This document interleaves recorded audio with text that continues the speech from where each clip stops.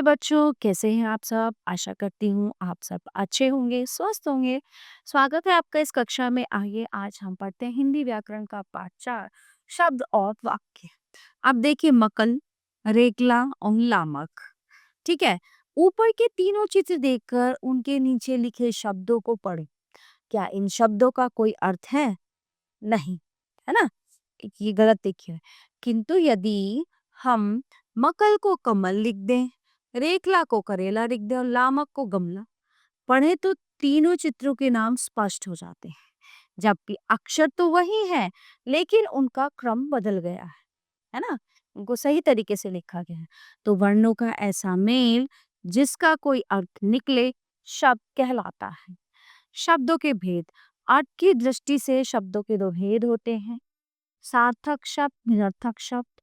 पहला है सार्थक शब्द। जिन शब्दों का कोई निश्चित अर्थ होता है उन्हें सार्थक शब्द कहते हैं, जैसे कमल, करेला, गमला आदि। फिर है निरर्थक शब्द।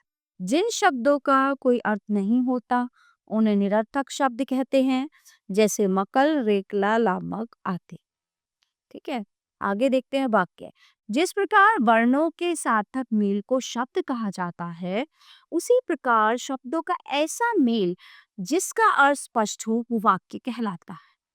नीचे दिए गए वाक्य को पढ़ो। मुझे फल खाना पसंद है। फल है खाना मुझे पसंद। ठीक है।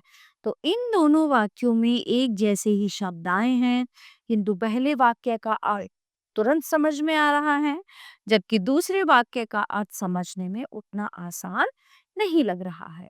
ठीक है। शब्दों के सार्थक मेल को वाक्य कहते हैं। याद रखो कि जो है शब्द हो या वाक्य दोनों में क्रम का विशेष महत्व होता है।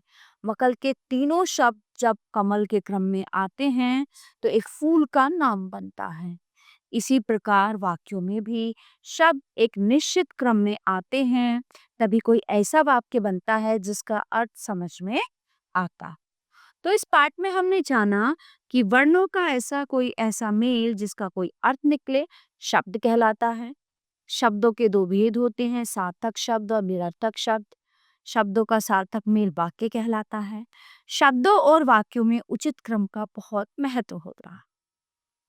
प्यारे बच्चों, ठीक है, ये था हमारा पाठ शब्द विचार जो यहीं पे समाप्त होता है।